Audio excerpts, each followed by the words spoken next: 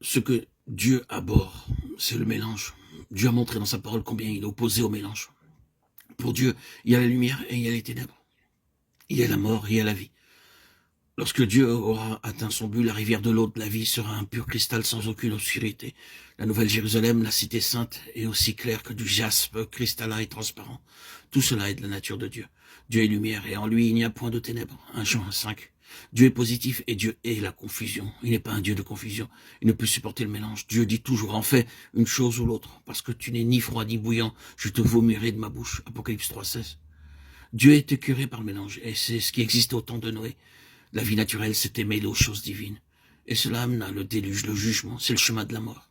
La loi de l'esprit de vie demande le don absolu de nous-mêmes. La vie agit dans la ligne de ce qui est entièrement distinct, manifeste, clair et selon Dieu. Elle ne peut autoriser de mélange. Nous voyons ici la séduction de cette vie d'âme attirée, le jugement de Dieu.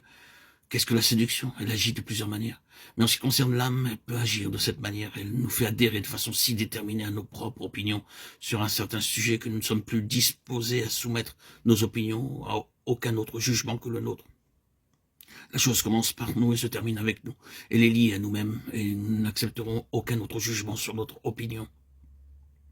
Nous pouvons être certains que dès que quelqu'un a cette attitude, il est profondément séduit. Il y a en Noé deux choses qui doivent être relevées. Il nous est dit qu'il était un homme juste et qu'il marchait avec Dieu. En tant qu'homme juste, il reprend ce qui a été vrai en Abel. Il a été rendu témoignage à Abel qu'il était juste. Et en ce qui concerne sa marche avec Dieu, Noé reprend ce qui a été vrai d'Enoch. Enoch marcha avec Dieu. Ces deux choses nous amènent immédiatement sur la base de la résurrection et nous montrent ce que représente Noé. C'est comme si, comme il l'est dit, il est un homme juste, d'où lui vient sa justice. Sur la seule base de la résurrection du Seigneur Jésus. Nous sommes justifiés par sa vie, c'est-à-dire sa vie de résurrection. La résurrection de Jésus est l'acte même de Dieu, par lequel il atteste que tout péché, toute culpabilité ont été réglés et enlevés. Et c'est la base sur laquelle nous sommes justifiés. C'est par sa justice, et sa justice nous est donnée par Dieu. C'est la vie, marcher avec Dieu. Qui peut marcher avec Dieu? Personne ne peut marcher avec Dieu, à moins d'être sur une base de résurrection, à moins d'être juste devant Dieu, dans ce sens-là.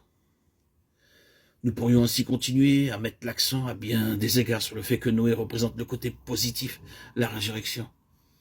Et la loi de l'esprit de vie opère sur la base de la résurrection.